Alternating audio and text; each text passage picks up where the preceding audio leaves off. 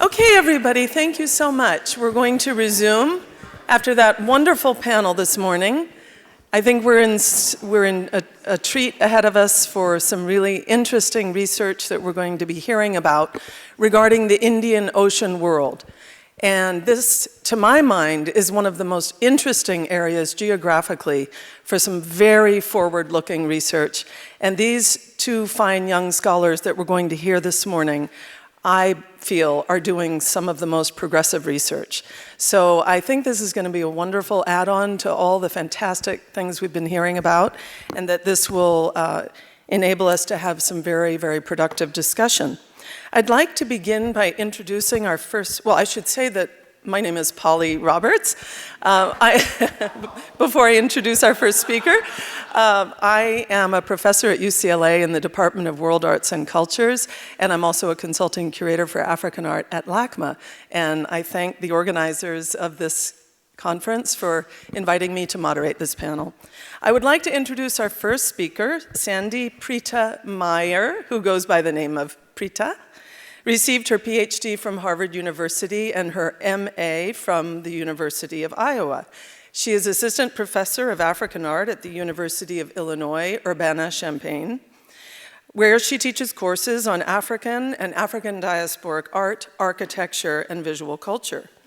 Her research focuses on the visual culture of East African port cities and reciprocities between African, Indian Ocean, and North Atlantic worlds during both the colonial and post-colonial periods.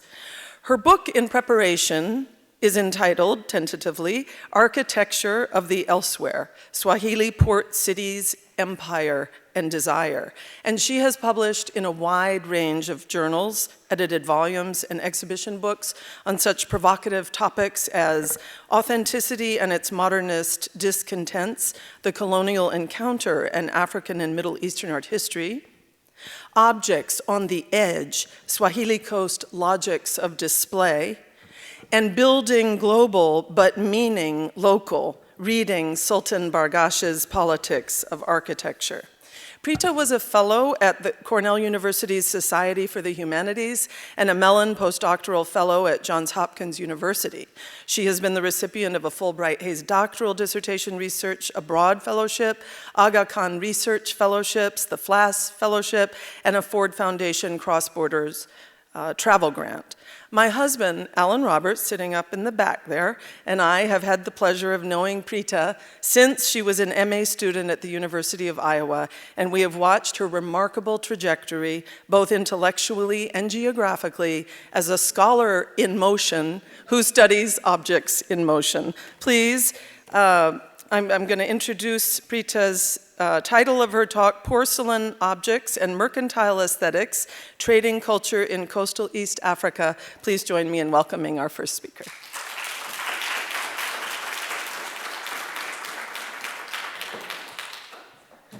Thank you so much for that amazing introduction. I hope I can live up to it. And also thank you to the organizers and everyone here. It's an amazing opportunity to share my work with you here today.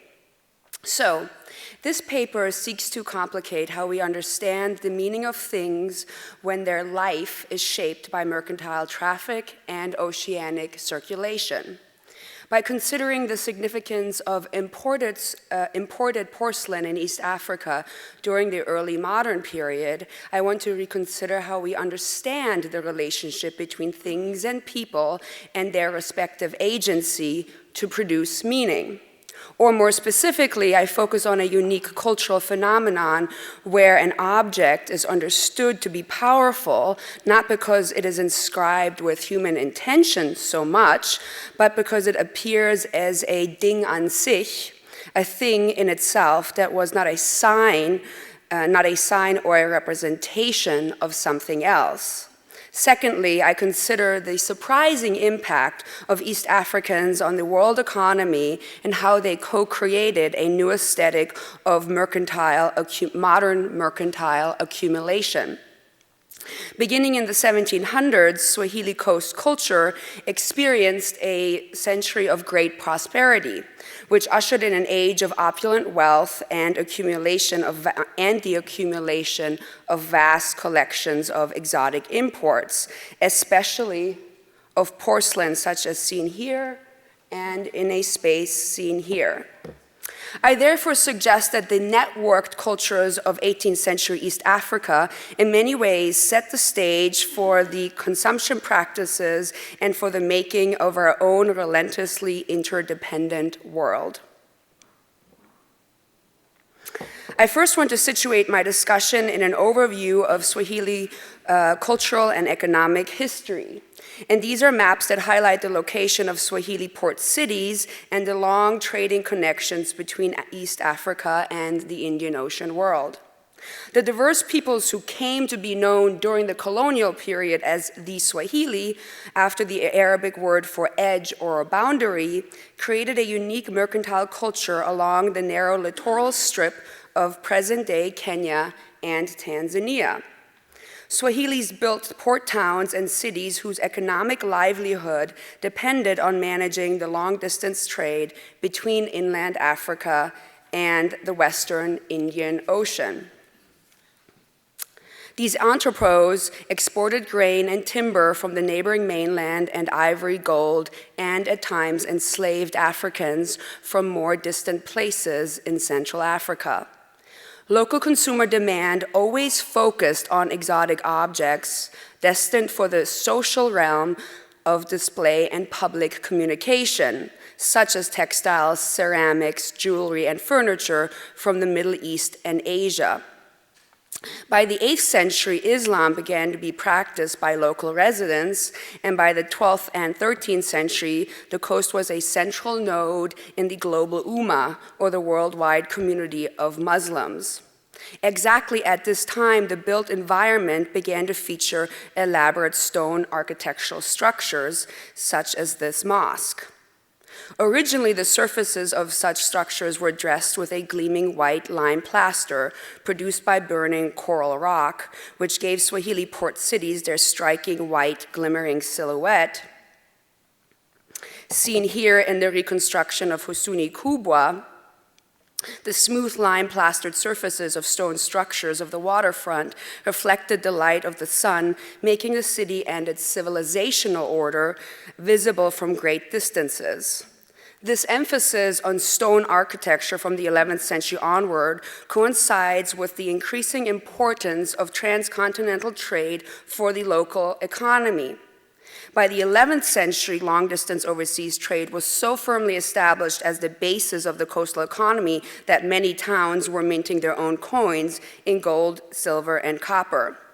Husuni Kubwa was one of the earliest and most powerful Swahili cities to deploy the persuasive power of buildings of stone to claim closeness and distance to others in the world.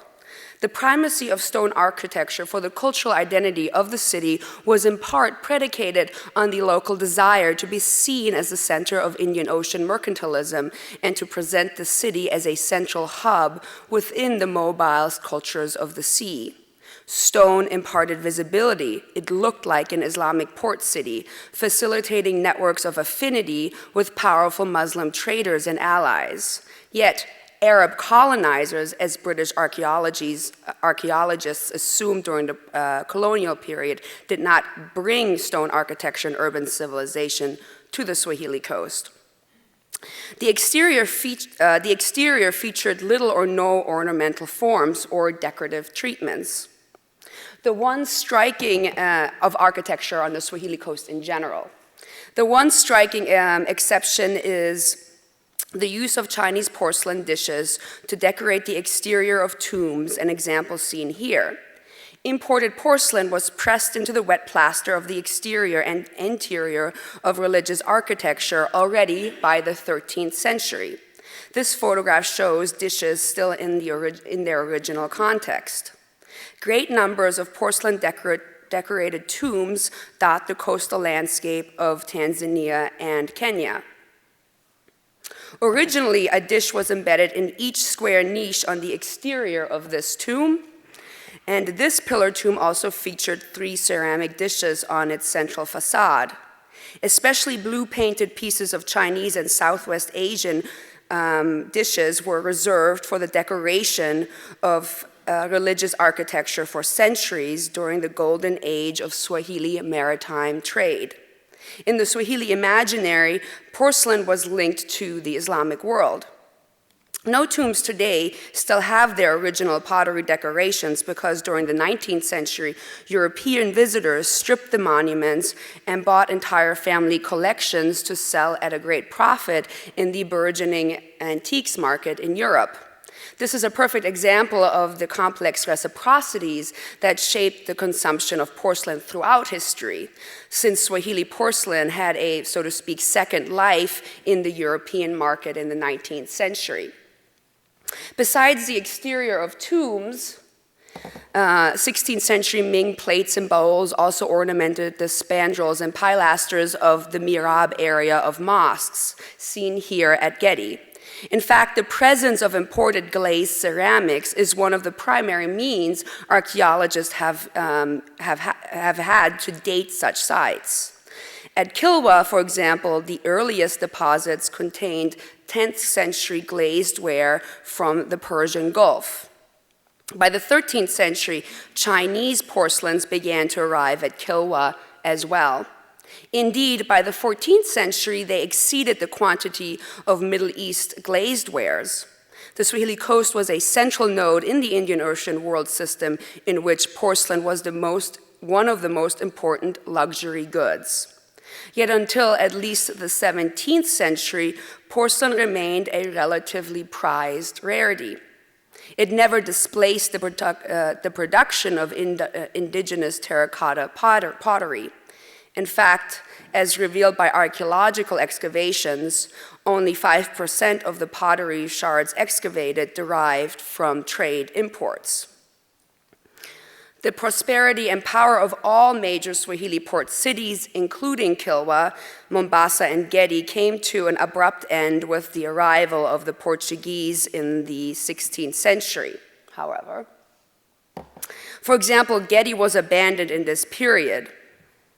The Portuguese drove the Swahili out of the gold and ivory trade with the hinterland and monopolized the trade routes to Goa, the Red Sea, and the Malabar coast.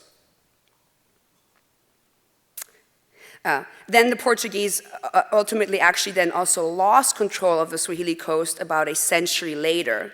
The former ruling houses of the Swahili city-states, such as Mombasa and Pate, formed alliances with the sultans of Oman, who aided them to successfully expel the Portuguese in 1699. This marked what has been called an 18th century, quote, renaissance of Swahili culture. During this period, a new domestic architectural typology and decorative display logic developed, seen here. As indicated in the plan on the right, these mansions were long, rectangular, multi-story structures defined by a succession of narrow rooms. Like the architectures of centuries before, these houses were largely inward-looking, their austere and whitewashed facades featuring little or no decoration. The only outward-oriented ornament was the finely carved wooden outer door facing the public street, seen here, an example of which you see here. This view shows one of the msana, a multi-use room, where both guests were received and family members slept. As one progressed through the rooms, one came upon rows of miniature niches, and the ornament became more layered and dense. And these are examples of 18th century mansions that are still in local hands and have not been turned into hotels or European vacation homes, which is in fact the case with many of them today. Sometime in the 18th century, it became fashionable to cover large areas of interior walls with low-relief geometric floriated patterns, as you see here. Interestingly, this niche system is an elaboration and a multiplication of the niches and low relief ornamentations featured on the exterior facades of tombs in the past. Similar to the tombs, the square recesses and niches would have been filled with imported, this is just another example of these niches, would have been filled with imported chinaware. Again, here is a reconstruction of this practice in the Swahili House Museum in present-day Kenya. Although key differences between the display of chinaware in tomb architecture and 18th century domestic architecture is that the dishes were not permanently embedded into the plastered surfaces. For example, here they are simply added into, or they simply sit in the individual display niches. Thus, the decorative language and display strategy, once reserved for religious and public architecture, was turned inward and subjected to an aesthetic of repetition and multiplication. There was such an intense desire for chinaware in the 18th century that the dishes spilled out of their niches, so to speak, to cover even the upper reaches of the entire walls, seen here and also seen here. Why was there such a frenzied demand for porcelain on the Swahili coast in the 18th century? On one level, it was the continuation of an ancient practice, since porcelain was a long-cherished and sacred protective emblem. According to oral history, it was believed that porcelain dishes absorbed evil and protected families during important life passages, such as birth and the consummation of marriage.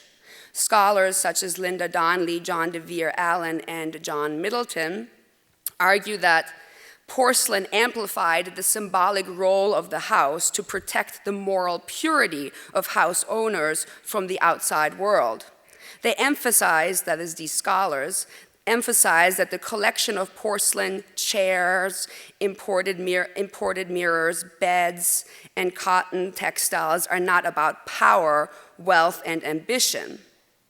Linda Giles also wanted to see these objects as primarily ritual vessels and not as spectacles of display, because she assumed they were not for public viewing, which is actually clearly not the case, because this is actually a public reception space. Middleton also argues that conspicuous consumption was only part of Swahili culture once the Omani Arabs became the overlords of the Swahili coast from the 1840s onward. He argued, quote, "It is important to stress for patricians in particular, the significance of these possessions as signs of purity and honor rather than mere wealth. Swahili patricians are fully aware of the vulgarity and pretentiousness of the nouveau riche," end of quote. This seems to be a rather curious statement, reflecting perhaps the scholar's embarrassment of riches more than anything else. Also, it is important to remember that these interpretations are based on fieldwork interviews conducted in the 20th century, when the now impoverished descendants of patricians, who indeed presented themselves as the beacons of austerity and religious righteousness. But it seems that in the 18th century, this was rather not the case, especially if we consider the tableau of these interiors. Of course, it must be acknowledged that these photographs date from 1884, unfortunately for me. But in fact, until their recent discovery, that is the recent discovery of these photographs in the National Archives of Scotland, we could only surmise how objects were arranged in these spaces before the 20th century. But the porcelain here, it's important to note, is an export-style chinaware from the 17th and 18th century. This is significant because by the late 19th century, when this photograph was actually taken, the new patricians actually covered their walls with European ceramics instead of the types that you see hanging in on these walls. And actually newer buildings followed Omani fashions. As a design program, these spaces emphasize a style of the elsewhere, where exotic objects and designs were inserted into the local architectural framework in order that the space could be experienced as a nexus of global trade and culture, and certainly wealth and the power to consume. Oops. Here the multiplication, getting ahead of myself. Here the multiplication of objects, including French mirrors, which you see actually here, a French mirror for Meredith, created a densely layered, crowded space, in turn suggesting a layering of multiple cultural strands. For example, this space is dominated by the staging of several kiti chaenzi, or chairs of power, which are icons of a family's uwezo, or ability, means, or agency in Swahili. Their forms are likely based on 17th century Luso-Goan prototypes made locally, but that local production, in fact, is denied, or at least de-emphasized. The throne's composite form and a local remembrance of its distant overseas origins allows it to encapsulate mercantile power. Such works gave material presence to the ability to enact cultural crossings, whether imagined or real, in the intimate spaces of the home. Like the mirror seen here, this display logic aims at multiplication and repetition. Here, porcelain plates are closely fitted next to each other to create a continuous triangular ornamental mass, undermining the three-dimensionality and circular form of the individual plates. This is the opposite of a synecdochic collection strategy, where singular objects are emphasized and stand for something else. Instead, this strategy of multiplying and gathering imports so that the independence from a specific place or single region is achieved is characteristic of an East African mercantile aesthetic. The very density of the ceramic skin also emphasizes the sheer materiality or thingness of the porcelain. Thus, I would argue that these spaces reflect and reproduce a defining feature of Swahili modernity as it was enacted in the 18th century. The construction of an extravagant consumer society enthralled with amassing novel merchandise and exotic objects. The rage for Asian merchandise during this period allowed higher ranks of society, the local patrician elite, to reassert their social standing, which they had lost for 100 years during Portuguese domination. This was also the result of this collection strategy was also the result of the impact of the North Atlantic global capitalist economy and the increase in mass production of porcelain from the late 17th century onward in Chinese manufacturing centers. European competition, mainly the Dutch and the English, had dislodged the Portuguese from the supremacy in the trade between Africa, India, and the Arab Peninsula. Now the Dutch and the English East India companies supplied the Swahili coast with export ware, seen here, from the Chinese port city of Canton. Both of these European joint stock companies opened permanent offices in Canton in the early 17th century to facilitate relaying commissions to kiln owners. Trade also became more efficient because the companies set up permanent stations all along the Indian Ocean rim and therefore could more easily ship commodities between their various clients. For example, one Dutch ship began its journey in Canton, where it had commissioned 400 chests of porcelain. Then it bought coffee and mocha before stopping in Lamu on the Kenyan coast, where it sold and exchanged its main cargo of porcelain for ivory to be sold in Goa. Europeans also gifted porcelain to Swahilis because it was, according to one Dutch narrative, the custom of the land. For example, in 1776, Dutch merchants presented porcelain dishes to Lamu patricians as diplomatic gifts because they wanted them to procure enslaved Africans for Dutch farms in South Africa. Presenting such a gift to seal the deal is common in mercantile cultures. On the Swahili coast, however, it was also part of a complex system of competitive gifting and feasting controlled by merchants, that is, the owners of these houses. Imported textiles and porcelain were also amassed to create networks of dependence and clientship. Thus, the massive accumulation of porcelain here is also an expression of the uwezo, or the ability to hold on to people through the accumulation of things.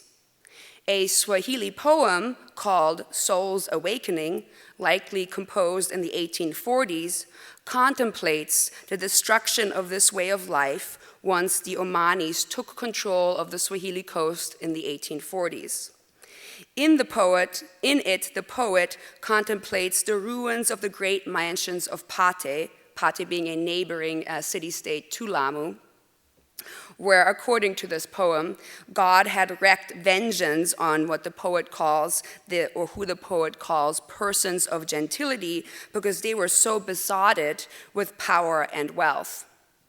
And here I quote an extensive verse from the poem, quote, "Their homes set with Chinese porcelains, awash with beauty everywhere, now echo emptily.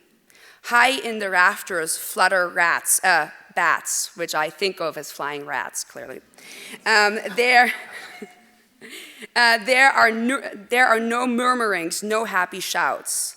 And on the carved bedsteads, spiders spin their webs. Where once in the wall niches the porcelain stood are now ragged nests of wild birds." End of quote. In the later verses, the poet also reminisces about the glories and luxuries found within these mansions in the past, wishing that these times would return. These assemblages were clearly profound and admired, but also the cause for the downfall of the merchant classes, according to this poem. In the 18th century, 1 or 2 porcelain dishes was never enough. Chinaware constituted an intensification of need for power, for people, for things. As such, it points to a different way of understanding objects in motion. Many were needed because their materiality made them desirable. This is what the Africanist Peter Pels calls the spirit of the matter, not the spirit in the matter. This, of course, sounds like an elaboration of thing theory or the current interest in new materialism, but it's important to note that Africanists have long highlighted the way we must trouble how we look at the relationship between subjects and objects and who we endow with agency to give meanings to things. We usually still begin with the assumption that objects represent, that whatever things do is derived from human agency. Of course, that is partially true. But what is so interesting about objects in motion in the networks of the sea is that, in part, they work because once an object becomes a thing, it does not represent, but it is a sheer material presence. Therefore, one is never enough because what is needed is its sheer materiality. Thank you.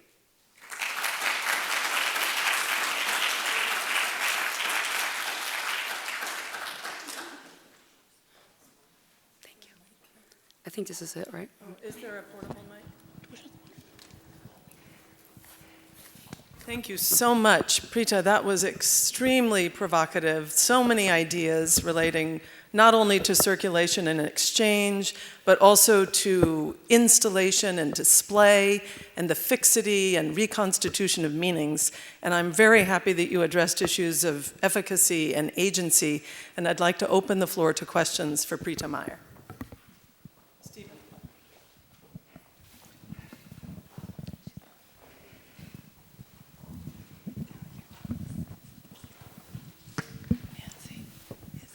Rita, thank you so much. It was a terrific, terrific paper. And actually, you read my mind. I was writing down think theory, think theory. I have a comment and a question for you. And the comment is about the display of the bowls. And as you know, I was in Husuni Kubwa and Sangha 20 years ago. And even there, even in the early 14th century, you see both. And in domestic contexts, where you see niches where there were obviously plates, and were probably Persian at that moment, right. even though there were Chinese vases there.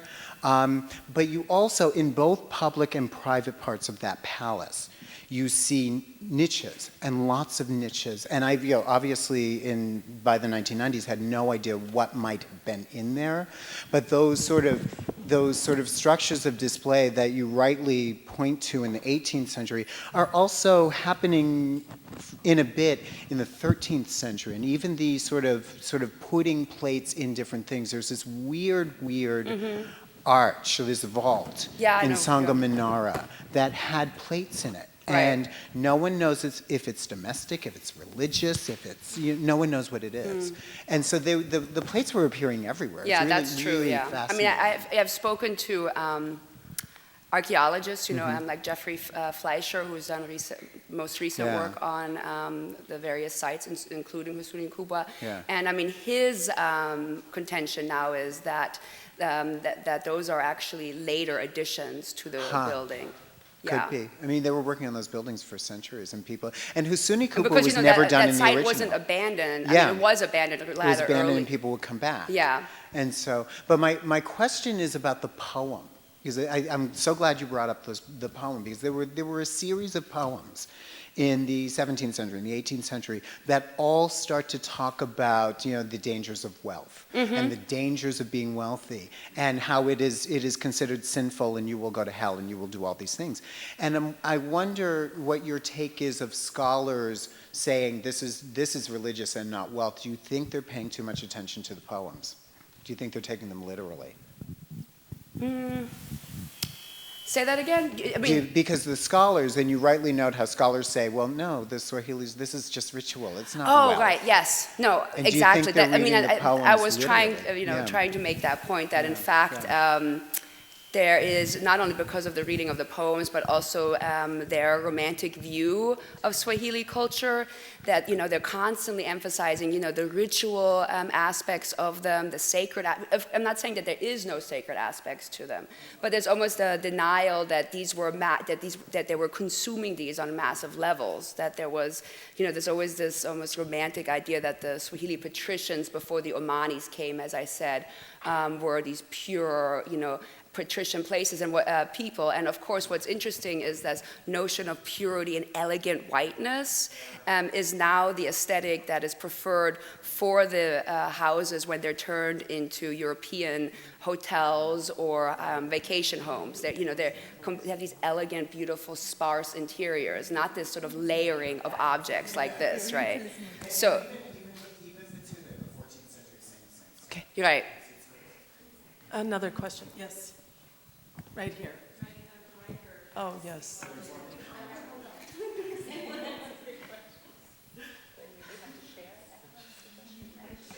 Prita, thank you so much for this presentation. It's just really blowing my mind in so many ways. And I was actually wondering, you mentioned at one point that you said the forms are likely based on prototypes found in Goa, and I didn't know if you were referring to the form of display or the actual objects themselves, or?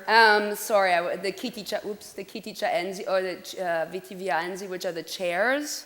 Ah, okay. Oh, sorry, yeah, I could have clarified that. No, but I just, what's interesting about this interior and this installation, and I don't know if you found any kind of precedence in your research, but actually what it looks like to me is, I don't know if you've seen the pyramidal ceiling in Lisbon in the Ming Santos Palace from the 16th century, which has a very similar kind of pyramidal display and accumulation. And I'm just wondering if there's possibly some connection there, which doesn't in any way, if anything, it almost kind of strengthens your argument in terms of thinking about the expulsion of the Portuguese and then possibly this appropriation of this language. But it just reminds me of that on the one hand, and then on the other, these mirrors that are integrated, not just in the corner there, but also, I assume these on the walls, so these are also mirrors that are hung next to the porcelain. I mean, Here? right up here, are they? Yeah. So, the little ones? Yeah, there's also, these little ones. I mean, this becomes, again, you know, I'm talking just in terms of my ignorance of this tradition and my awareness of porcelain rooms in Portugal and in Europe, but this integration of mirrors with porcelain becomes really prominent in the early 18th century, especially in porcelain rooms, and thinking of Charlottenburg, but there are many examples. And so I'm just wondering if there's a possible dialogue that's going on here, and what that might. I would like to talk to you about that more. Yeah. I mean, you know, when I work, I also primarily work on 19th century architecture, and one of my chapters in my book is about the House of Wonders, which is the palace of the Sultan of the Zanzibar, and he has what he calls a hall of mirrors. Mm-hmm. He wants to recreate Versailles, actually. Mm-hmm. Wow. So, I mean, it's a little complicated because it's a 19th century building, and it's connected with Omani aesthetic practices, and consuming European mass-produced objects from the 19th century. But there's definitely some continuity there. Although I do want to say that some people, some of them sitting in this room, don't think that this is a Lusso-Goen forum so much, right? Okay. Well, we'll get to chairs in a moment anyway. Yeah. This question, and then there's one there. Yeah. Thank you so much. This was really fabulous, and I think many of us must have, like me, lots of specific questions, but I think your paper also very nicely opens up to bigger questions, and so I'm going to pursue that.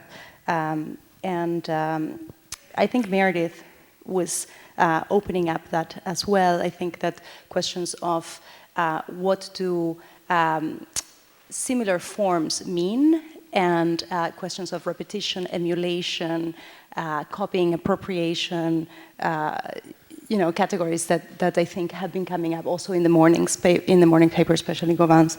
But I was interested in your point about how the objects in motion, the meanings are imposed on them, right? Objects are not things that talk.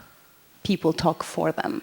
And right. That the meaning is given not only at the time, but by scholarly interpretation. So I was interested in how you were saying that at some point, if I understood correctly, this was understood to be as display of power.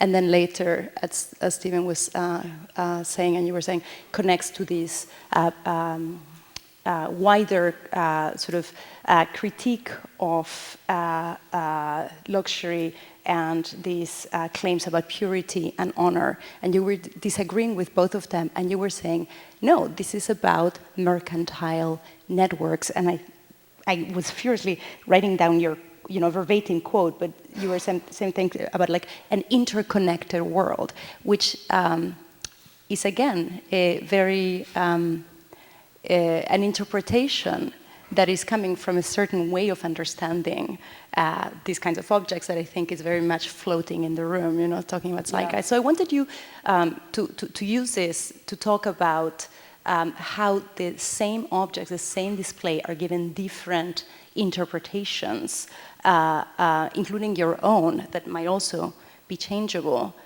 where the object remains, but the meaning is always being attributed. That the meaning is what's in motion, the meaning is what's malleable, the meaning is what's being metamorphosized. Right. I mean, what's interesting about these, and one can submit these to, two strands of inquiry about meanings in motion, because on one hand, you can talk about the way scholars have changed their interpretations since the 19th century, which is actually really important and really interesting. But of course, another strand of inquiry is to think about how these change from their meanings, and of course there it becomes more speculative from, let's say, the 10th century onward. The constancy, what's so striking is the constancy of blueware enamel, ceramic dishes on the Swahili coast, but to try to tease out the changing meanings of that, right? That there is, and that's why I put this pressure on seeing them in the 18th century in particular as sort of a mobilization of an 18th century, modernity that's being created on the Swahili coast through connecting to wider intensifications of consumption. So that I want to put the stress on that there's a significant difference in this 18th century of what they mean. Of course, it's a continuation. There's always this layering, I think, of meaning, that they don't stop not meaning or having sort of, let's say, protective symbol significance, but that there is a different emphasis within the 18th century context, because there's also, again, this increase in competitive gifting, this increase in amassing large retinues, this intensification of collecting things. Okay, we have just time for one more question for Prita. Yes, it's all yours. Well, thank you so much for that wonderful presentation. I really learned a lot, and I'm just responding to the, I guess, photographs that you showed of this triangular formation of the porcelains. That's very spectacular, and I just been thinking about the temporality behind the. I mean, you mentioned like multiplication and also accumulation of these, and wonder, putting them into this, intentional shape of triangular shape. I mean, I'm assuming this must have happened after the accumulation of the porcelains, or is it sort of, as they acquire porcelains, so it actually has some sort of temporality implied to that, shape, yeah. And its like that intention and this newness of this shape in relation to past practice, where you actually showed us, the evidence of people being aware of all your practice of these tomb decorations, but this is quite new in terms of the the choice Right. of the shape. And wonder if you can actually elaborate a little bit more about we know anything about the process behind the formation of this. I mean, I've actually, I'm glad you brought that up, because I've stared many hours at this photograph. What the shape, the inverted triangle, it must be mystical. It must, and some, and I have had for a while a dalliance with thinking of it as like an evil eye protector, the triangle that warts, but that's completely my interpretation. We have just no specificities that go with this image, and quite frankly, I can't even tell you whether, this was that, this shape, this inverted shape, was a standard shape, or that this was a unique woman curator who wanted to bedazzle her neighbors with her unique hanging strategies. I do want to emphasize, though, there is written evidence that it was the practice to hang them on the surfaces by actually putting nails into the bowl. And actually all of those bowls have nails in them. And in fact, in the 19th century, European collectors bemoaned the ruining of all of these ceramic dishes because they were putting nails into them. But I have no specificities about the law, the intention behind the inverted triangle. Okay, thank you so much. That was wonderful. Rita? Thank you so much. I don't think that we will ever forget the idea of the skin of the wall of the domestic interior and how that resonates with the idea of Swahiliness itself as an edge or boundary. There's a very interesting kind of metaphorical relationship there. Now, I'm very pleased to introduce our second speaker for this panel, who will be building on these notions of oceans and the dynamics that animate them. Nancy received her MA and PhD in Islamic Art and Architectural History from UCLA. She is Associate Professor and Director of Graduate Studies at SUNY Binghamton in the Department of Art History.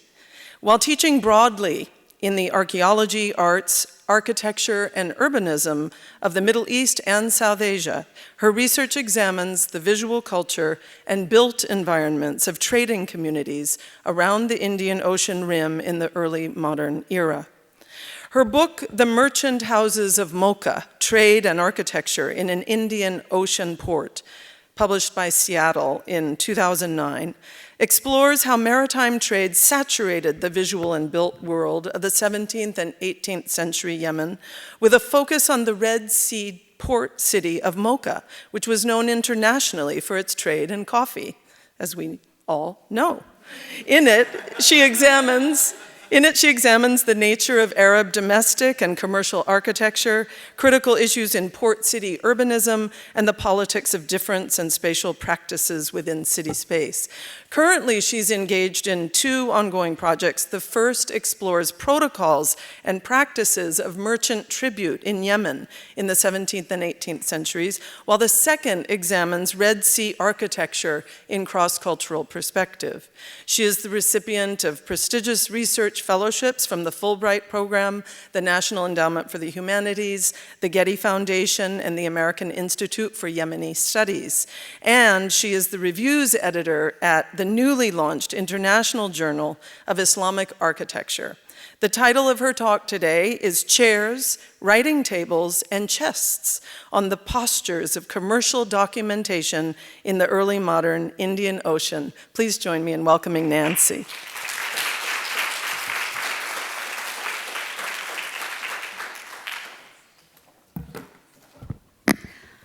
Okay, thank you very much, Polly. Thank you. I'd like to first start by thanking the organizers of this conference as well. It is such a pleasure to be here and to share the roster with these other speakers. It's been a terrific conference. So as I understand it, the mandate of this conference is to ask how objects have been understood as they've moved through time and space, with the assumption that with increasing mobility comes increasing instability in the meaning of any given object. And as I was writing this paper, I realized that my project makes a slightly different, yet certainly related critical effort, which is to contend that movement, rather than changing a given meaning, helps to clarify a particular significance among many possible significations regarding, in this case, a corpus of early modern wooden furniture from India.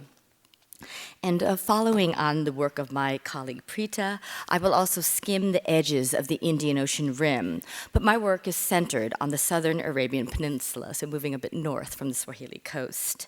And although this area is represented today as politically and geographically isolated, Yemen has been important to global maritime economies for centuries. And the era that I treat from around 1700 to 1740 for the purposes of my paper today, I call it the age of coffee, when consumption of this beverage was on the rise in Europe, although it had already developed an avid following in the Middle East in previous centuries. And under the rule of the Qasimi Imams of Yemen, this was one of the only places where you could procure coffee beans.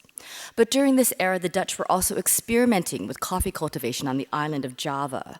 And so by 1725, coffee had finally become a viable colonial product, expanding first into other parts of the Indian Ocean and then into the Atlantic sphere. So the age of coffee was marked by both the height and the end of Yemen's singular role as a site for its sale. And today I'm going to look at the trading lifestyles of merchants of the Dutch and English East India companies, the VOC and EIC. We've already heard a lot about both companies up to this point. Although both groups first arrived in Yemen during the 17th century, it was during the age of coffee when we see their much more continuous presence there. Also, at that time, other groups such as the French and Ostenders joined them to set up their residential trading establishments in the Red Sea port of Mocha. While focusing on European trading communities, it's important to understand that they were not the most important or numerous merchants in Yemen at this time, certainly in comparison to their Arab, Turkish, Persian, and Indian counterparts, who traded widely in goods other than coffee, such as Indian trade textiles, bulk metals, aromatics, spices, and dye materials. So I'm interested in their encounters here, not as proto-colonial figures, but rather liminal figures who often struggled to make sense of local trade protocols. But they are significant narrators who kept very detailed records about their trade endeavors, much more so than these other merchants who outnumbered and outspent them yearly. So they left an outsized textual footprint. And my body of objects in motion consists of elevated and case furniture that was produced in India from around 1600 to 1750. And this industry was first spearheaded under Portuguese patronage. Essentially, when they arrived to settle in Indian ports in the early 16th century, they required elevated furniture to serve their various needs in Indian outposts. And of course, as we've seen in many presentations, chairs and thrones were used in India before the arrival of Europeans, but they were not a major major feature of the domestic environment and were very much limited to courtly and very elite spheres.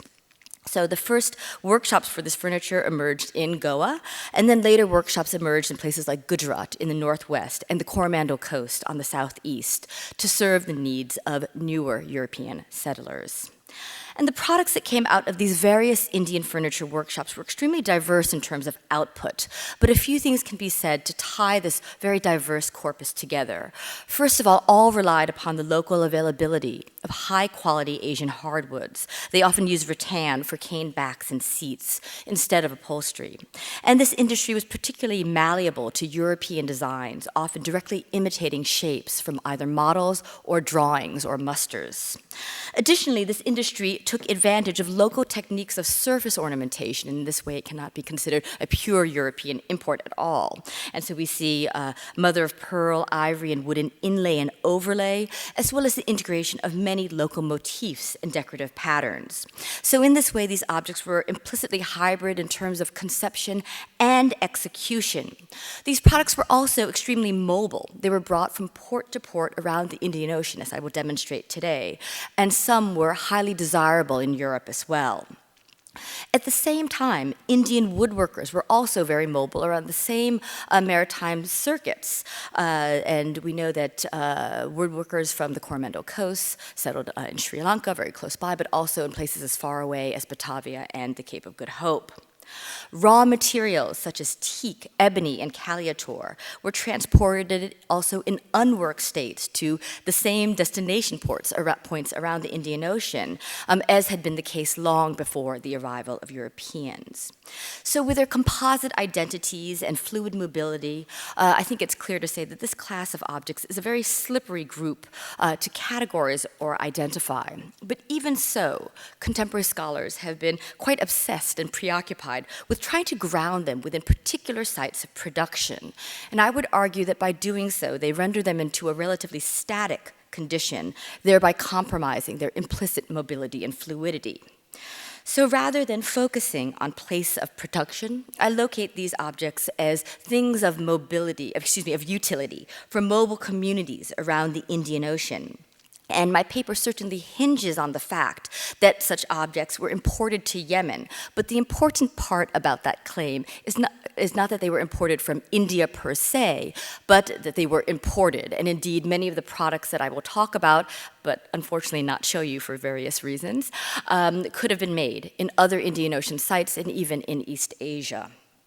And this focus on circulation, consumption, and use necessitates that I turn to sources outside of the objects themselves. And the records that I use are those left by VOC and EIC merchants who resided in Yemen. And these are records that economic historians have used avidly in order to write commercial histories of European expansion, as well as commercial histories of the Indian Ocean. As an art historian, I have a much more difficult time making the case that these sources can be used for any kind of study that has visual, material, or built implications. But for this particular region and this particular time period, there's a limitation in terms of the other materials that are available. And so while the sources that I use from the VOC and EIC, again, have their own limitations in that they don't address a lot of visual issues that we want to know about, they are extremely important. But one of the consequences of this will be that my paper will be extremely textual today, so I'm apologizing right now for what is not going to be a very vividly illustrated talk. And I should also say as well that the port city of Mocha is extremely ruined today and does not answer many of the questions that I posed. And by the way, this is what I found when I arrived in Yemen for the first time in the 1990s, thinking that I was going to write an architectural history of the city. And I realized that I was in very big trouble, and that's when I went to Holland to work with the VOC archives. The various textual records that I have certainly confirm the presence of Indian-produced raised wooden furniture in European establishments in Mocha. But when they do not treat them as items of consequence. And so we have to read these very cursory and brief records with a certain amount of subtlety and make, indeed, a lot out of very little. And in terms of the most complete records in this regard, I have 3 inventories from the EIC held in London today, dating from 1722 to 1740. And together, these 3 inventories indicate the presence of tables of various shapes, sizes, and functions, different types of chairs, desks, stools, benches, couches, and settees. And the quantity of this wooden furniture is extremely large. Chairs alone number almost 40 in total, and this is a quite surprising number given the fact that there were more than 20, no more than 20 people in residence at this factory in any given season. And clearly, however, this record says very little about these pieces. They sometimes mention the materials used or give the relative age, a spectrum that ranges from new to old to very old to broken. And this gives us a sense that these objects were used very well and consistently over time, and that newer ones were brought in to replenish the supply of older damaged ones, leading to a mismatched grouping in various states of repair. Clearly here, there's no mention of Asian manufacture, but again, the materials alone, teak, ebony, cane backs, certainly points in that direction. And I will say that other EIC inventories that I have point specifically to Surat cane chairs and couches, pointing directly to a port in northwest India. Not only does that label confirm Indian manufacture of some of these goods in the EIC factory, but it also suggests that they were a well-known and identifiable category. And I should also add that at this time, 2 ships from the EIC came into Mocha yearly, one directly from London and the other from Bombay. So it's not hard to imagine how these pieces could have come to Mocha from Surat via Bombay. I only have a single inventory from the VOC from 1739. And this inventory seems to suggest that the Dutch outfitted their residents in a much more provisional fashion, with only 3 wooden dining tables, 1 long writing table, and 6 wooden chairs. But the circumstances under which this inventory are penned are extremely important here. The year before, the factory had been provisionally lifted by the chief resident, Willem van den Berg, in a very kind of erratic fashion without any of the approval of the authorities in Batavia. And so he left quite quickly, and he then went on to Surat, and he did the unthinkable, which is to take refuge with the English. Then the next year, in 1739, different VOC merchants returned to formally close down that factory. And when they did, they took the inventory that I'm speaking about. And so it seems as if what they saw there was what was left, and that other things had been brought via ship back to India. But what is so interesting about what they did at that point is that they actually took those remaining pieces of furniture back with them, back to Surat, which is probably where those pieces of furniture were made. They did not choose to relinquish them there as they did with some other objects and effects of the company, and they did not choose to sell them there, which they did with the copperwork that was held by the VOC. So clearly they saw them as valuable items, and they also suggest a certain fluidity from land to cabin, ship's cabin, back to land. And I have a very short narrative account from 1709 from the French factory that mentions some of the contents of this residence. Here again, we see imported furniture, such as a dressing table edged with gold, a buffet covered with plates and table settings and chairs, and these were likely from Europe. There's one piece of Asian furniture that is mentioned, referred to as un cabinet de Chine, or a China cabinet. And certainly this name suggests that it was made in China, but it is also certainly possible that this could have been one of the fall front cabinets that was made in India, produced of wood. And these cabinets were actually misnamed China escritorios, or China escritors, since the 16th century. And the furniture historian Amin Jaffer has called them a basic requirement of European merchants and traders living and traveling in Asia. And I will say that, once again, a theme that has already been brought up today and even yesterday, we don't have any physical evidence of these actual objects. And it is essentially impossible to match up these various textual references that I've shared with you with objects, although I've made a bit of an attempt here. But even so, I think these documents tell us something. They tell us that European merchants living in Yemen, even temporarily, required many pieces of imported furniture to make their stark residences inhabitable. These objects could not be procured locally. They were not used locally. They had to be transported from another location. And when they were brought by ship, they were not put in cargo hold. They were used in ships' cabins by these individuals before they were brought on land. And many, although not all of these pieces of furniture, were of Indian or Indian Ocean manufacture. But I realized that the presence of such mundane items like chairs, tables, and couches in an 18th century Western residence may not appear to be particularly earth-shattering, even if this residence is in Yemen. But I would say that they do merit commentary, particularly because they were ill-matched to the domestic interiors of Yemen's houses. And this fact was acknowledged by the merchants themselves. And here on the screen, I'm showing you a later photo of one of Mocha's houses.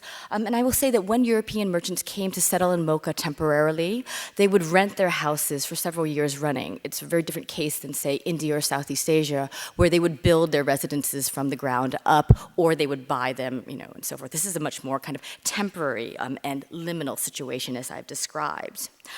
And I've written about the unique architecture of Mocha's buildings in other publications.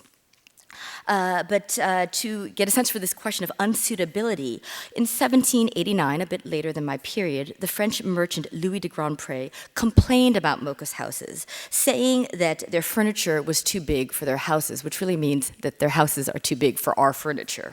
And he also complained that the floors were never solid or level, so that chairs and tables always wobbled whenever they used them. And then he went on to describe the prevailing organization of rooms in Yemeni houses, which were furnished with low mattresses and cushions. And these rooms, of course, were functionally flexible. Their roles changed with the season or with the time of day. And this is a kind of spatial organization that does not depend on pieces of fixed furniture for functional identity. So like the room that you see on the screen, if you bring in a dining tray, this becomes a dining room. If you pull out blankets, this becomes a bedroom. So there's a very different kind of conception of the way that space functions. And again, furniture plays a very different role in these kinds of spaces. But surely the incompatibility of these pieces of bulky imported furniture for Yemeni houses must have been signaled in 1719, when the third floor of the Dutch establishment in Mocha collapsed and brought a heavy dining table crashing down below. And at that time, several people were actually sitting and eating, and the Oppermeester of the Dutch ship, the Luchtenburg, actually died in that accident. And not only the Dutch wrote about this, but the English did as well in their logbook, so people were quite affected by this incident. And although these merchants could and eventually did adapt to the floor-oriented world of Mocha's houses, especially when they went to visit the governor of the city or other merchants in the city, as they often did, it is clear that they saw these bulky, wobbly, and potentially dangerous pieces of furniture as essential to their lifestyles in this early modern port.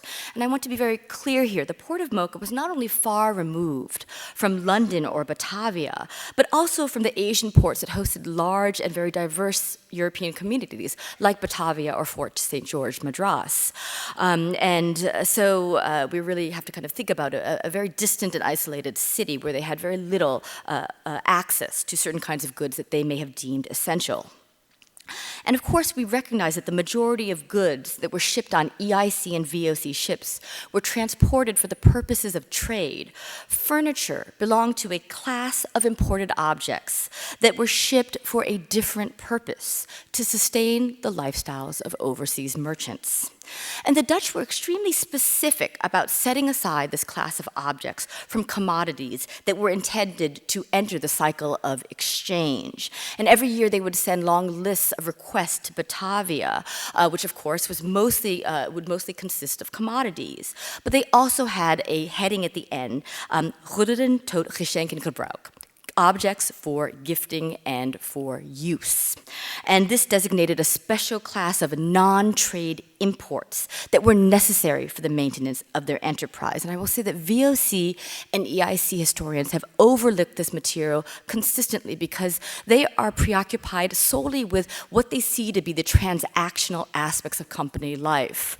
And the larger project that I'm working on right now, of which this paper is a part, I'm trying to make the case that these seemingly non-transactional objects actually undergirded the commercial enterprise and were essential to it. So, one of the reasons why EIC and VOC historians have overlooked such things is because they're extremely mundane. They included provisions and supplies that they could not procure locally. Medicine and alcohol were two very important categories, some of which came from Europe via Batavia. There was a designated category that was set aside for writing utensils, quills, penknives, different sizes of paper, binding cords, sealing wax, and pencils. And I will note that I have never seen wooden furniture appear on these request lists to Batavia from the VOC. And I've never seen them on EIC lists either, but the EIC records are much more fragmentary, so that is not as, let's say, telling in many ways. But yet, as I have mentioned, the Mocha factory was furnished for both the VOC and the EIC, and it seems to be, in most cases, quite fully. And this leads me to believe that most of these pieces of furniture were brought off of ships' cabins and then remained at port throughout the season. They continued to stay at port, constituting a one-way flow from ship to factory. But it is really quite extraordinary that there's no textual footprint for these objects because, you know, the EIC, for instance, would mention every lime or egg that they bought in the souk of Mocha, and I can't find this furniture, which is very distressing to me. In terms of the wooden writing chests that I mentioned, these never appear on factory inventories because they were considered to be the personal effects of individual merchants. They do appear, however, on inventories of the deceased. So I'm trying to give you a sense that these objects were quite ubiquitous among European traveling merchants, but at the same time, the textual paper trail around them is extremely fragmentary and not easy to reconstruct. And so as a corpus, it's very difficult to pull these objects together conceptually because they don't sit in the same place in the documents. But even so, I would argue that we can understand at least some of these pieces of wooden furniture better when we place them back into the spaces of the ships that they were brought on, particularly along with other kinds of cargo items, particularly those that were not used or were not intended to enter the cycle of commodity exchange. And in particular here, I'm honing in on the mobile desks, tables, chairs, and writing chests, which pair very effectively with all of those writing implements that I just mentioned. Both of these two groups, although again appearing in different places in my registers, were central to the maintenance of company directives toward commercial documentation. And the leap that I'm going to make now is to think about these pieces of furniture not as objects of luxury production, as they are often cast, but as objects that facilitated particular types of writing practices. And by doing so, I do not set out independently. I'm rather responding to a wide body of extremely interesting and recent interdisciplinary work on the material aspects of early modern writing. And of many scholars, I refer particularly to the Atlantic historian Donna Merwick and the geographer of the EIC, Miles Ogborn, who have shown how material objects were central to the production and systematization of commercial documentation practices. And they've shown extremely effectively that in the late 17th and early 18th centuries, these practices were central to the development of far-flung geographies of overseas trade. And we have to keep in mind that the company was always an abstract idea that could only be held together through streams of capital. And these streams of capital were either evidenced or mandated by flows and networks of paper that had to travel across bodies of water. And in the case of Mocha, we're dealing with both cash and credit trade systems. You bought coffee only for Dana's Spanish reals of 8, but everything else was bought on credit, and you could cash in those bills of account in Surat, Colombo, or Batavia. Moreover, this act of writing was not a freestyle process. Company activities mandated different types of records, and each type was dominated by certain rules, some of which were stylistic and content-oriented, others of which were physical and visual. And I'm going to start showing you some of these documents. I feel like everyone has had some manuscripts up on the screen, so I'm going to show you a few as well. These are all from the VOC, and I just want to be very clear, none of these documents were penned in Mocha. Mocha merchants would send all of their documents each year to Batavia, where they would be copied in 6 copies and sent back to the 6 commers or chambers of the VOC back in Europe. And today, most Indian Ocean historians who work with the VOC work with the records from only the Amsterdam and Zeeland Kammers, which are the only ones that are the most complete today. And indeed, I'm asking you to look at these not just for what they say, but the way they look as well. So we have many kinds of documents, diaries, like you see on the screen, which focus mostly on the events of the trade, but sometimes diverge to discuss the weather, urban life, or local politics. These took a narrative form and were ordered by dated entries. We have the resolutions that documented decisions taken on all matters of company life, from the sale of the property of a deceased soldier to the purchase of bales of coffee. And we have the account books that use spatial devices such as ruled lines and columns to order quantitative data.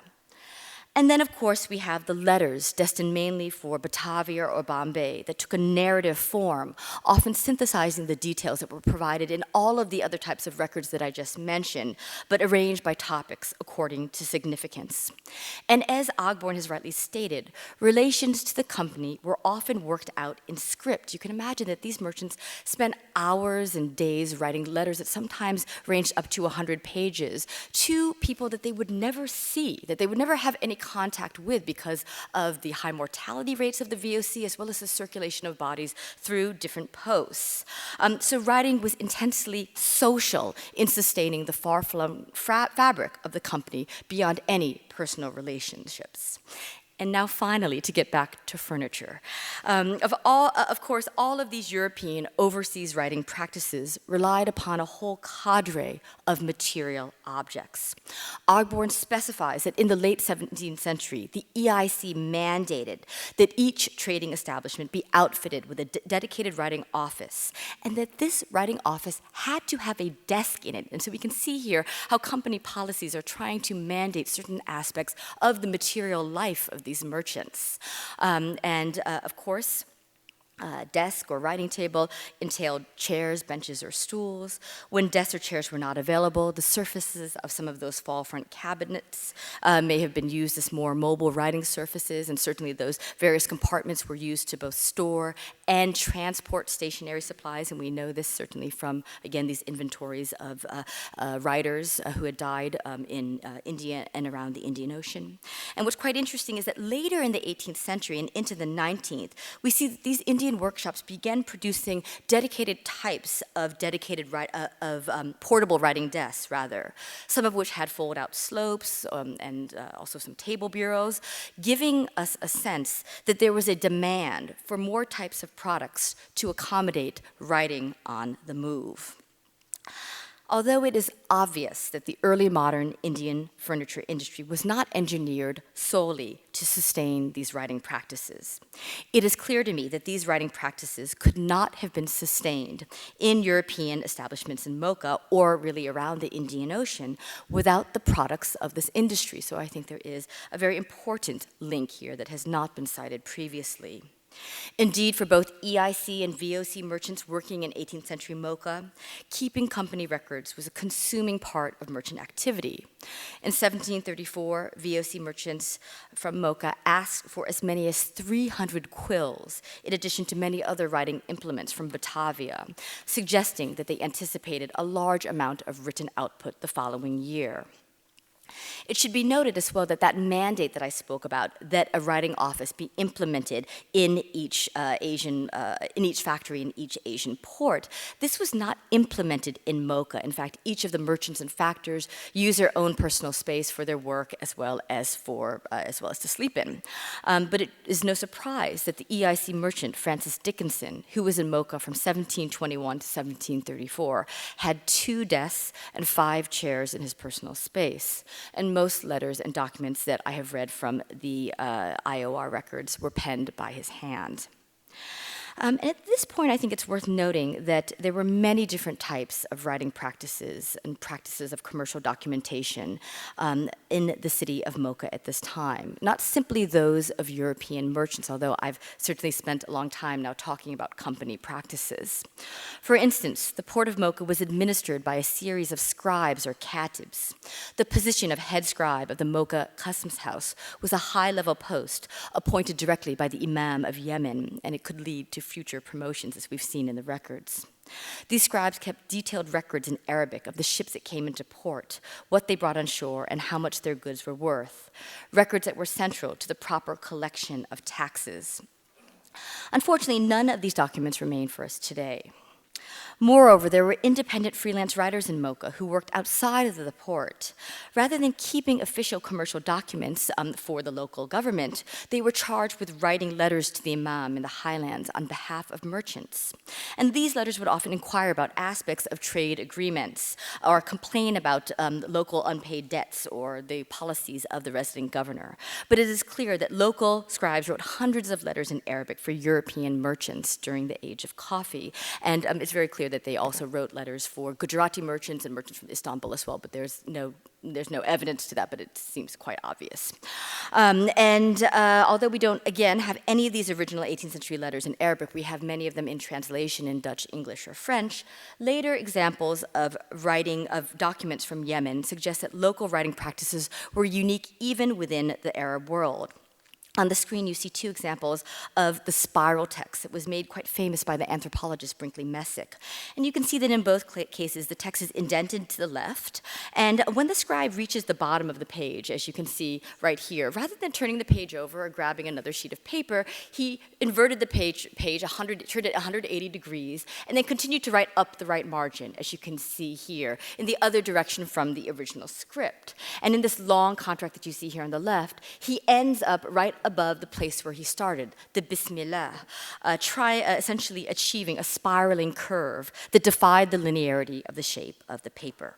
And I use this admittedly later spiral text to make a kind of visual provocation that inspires connections between the visual products of writing and the material objects and postures that facilitated them.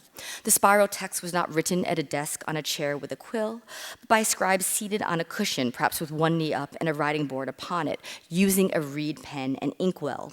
And this floor-oriented world of scribal practice relied on a radically different set of bodily movements and engagements than those engendered by desk and chair.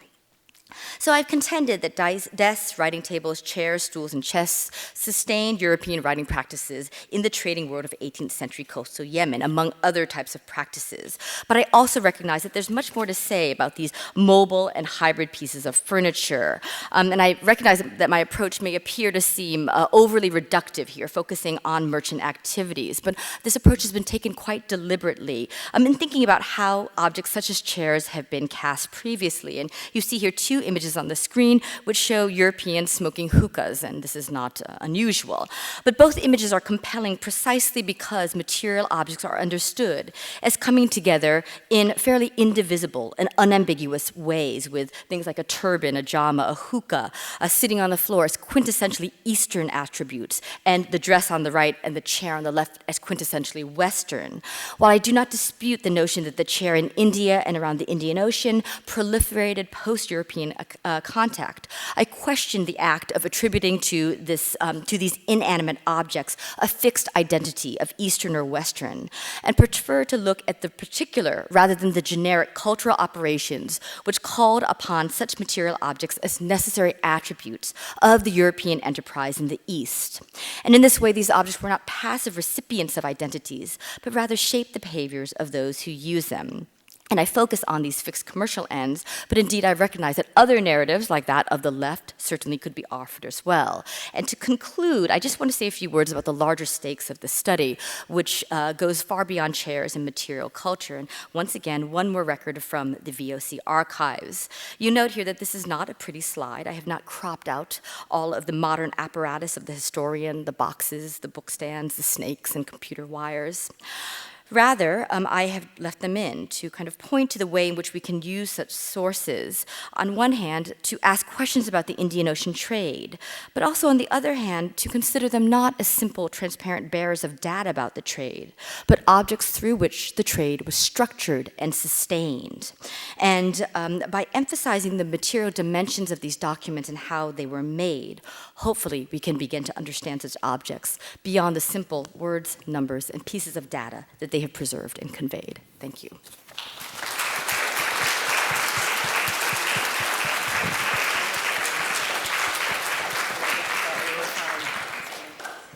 Wow.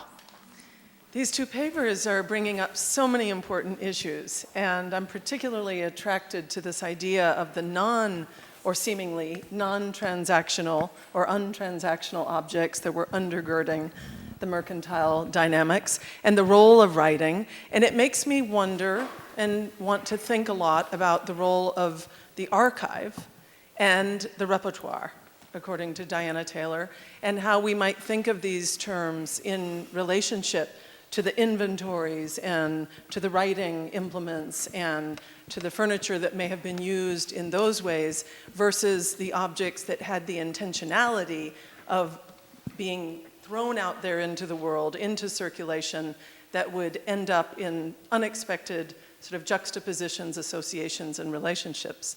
So please, I want to open it up for questions, and I'll begin with you. Yes.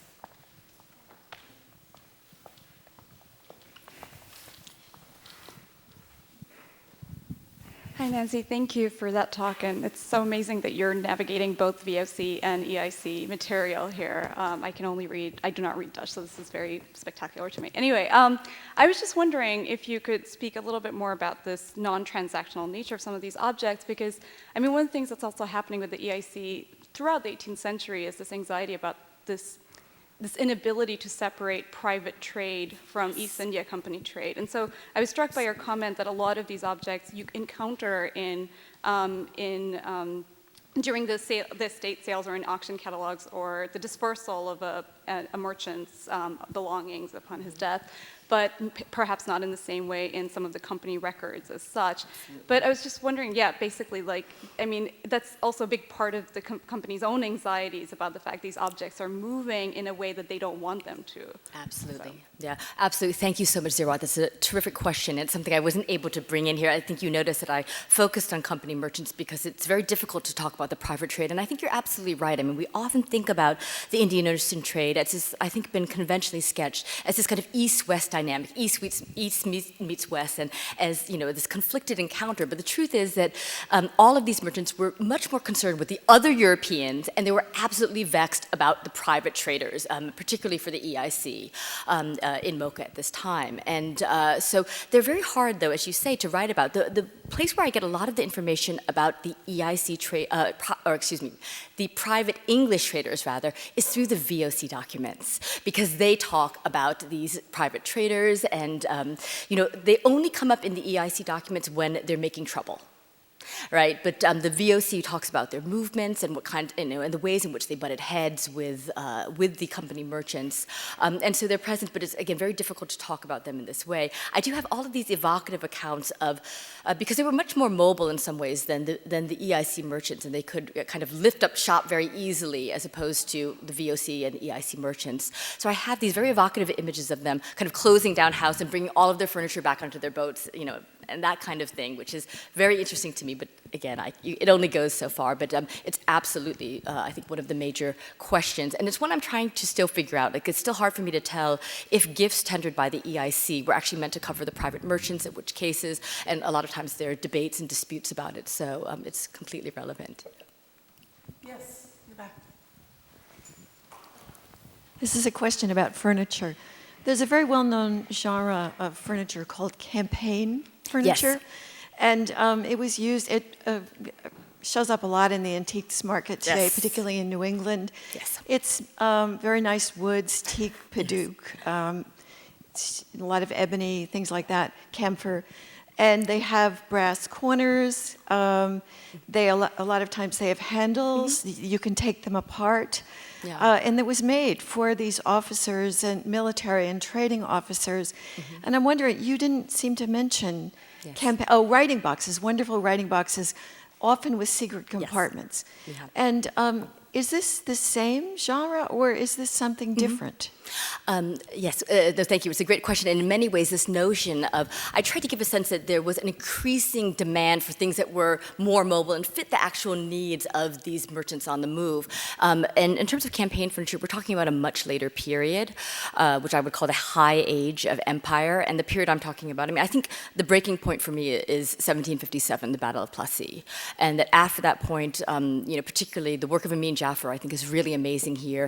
He's done all of this inventory work to show how, after 1757, the rise of, for instance, European goods in India, goes up astronomically, and how the material culture radically changes after 1757. I'm very solidly before that period, for which there's a very poor survival rate of objects produced. But the campaign material begins late 19th, early 20th, so it's certainly within the same genre, but I would say the historical context is radically different for that material.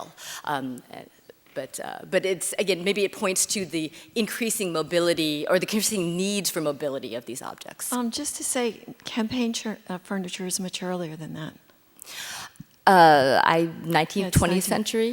Not 20th century, more 19th Early century. 20th, absolutely. Some of these folding objects that were... Okay, we'll take questions.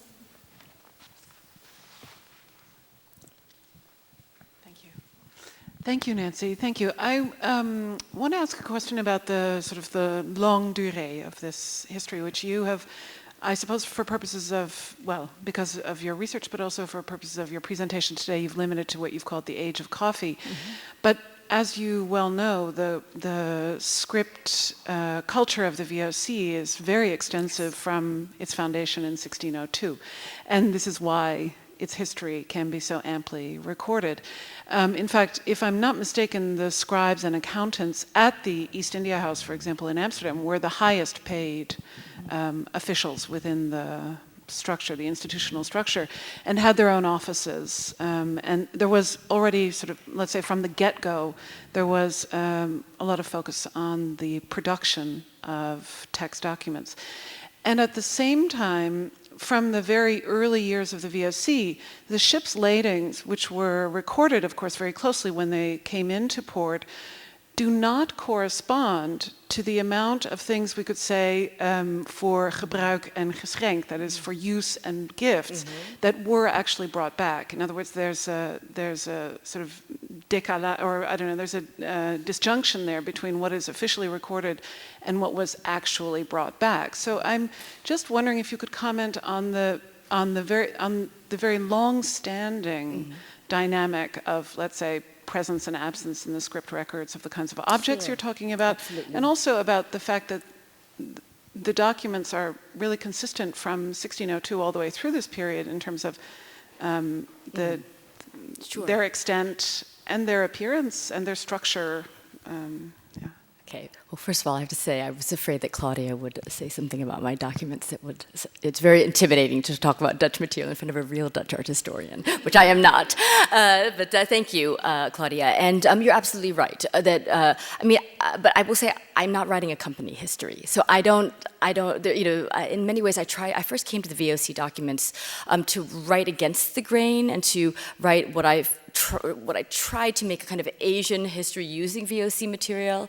And so I have no desire to actually write company history, which means conforming to its particular contours. And I very much like to work against that, is the first thing I'll say. But in terms of the longue durée, which you use very appropriately here, in my opinion, all of the attempts to do a kind of Braudelian long span, but also widely geographic approach to the Indian Ocean have been a complete failure. And this is because we have so little in terms of knowledge about these various ports. I think we have to write the Indian Ocean history or art history port by port, and then we have to circumscribe our time periods, because it's been this desire to kind of replicate this big picture, and it's so appealing to think about these currents of exchange and connection, and I don't think that we have the data to bear out that particular approach yet. I don't, and it may be something that happens later on. But I will tell you, 1700 to 1740, there are historical reasons which I gave, and there also, of course, are documentary reasons. The reason why those particular years are very important for me is because those are the years for which we have the Dag registers from the VOC, and the Dag registers, these diaries, are unbelievable, and they're very different than the resolutie books and the account books. I mean, they talk about everyday life in the city, and they've been such amazing sources that they do structure the parameters of this particular study. One more question fairly quickly, and then we'll be breaking for lunch.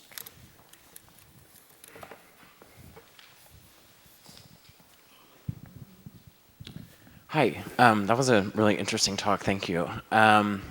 You said something at the beginning that I was really struck by about how increasing mobility allows for us to see particular meaning, so that each time an object moves, we might see it from another angle.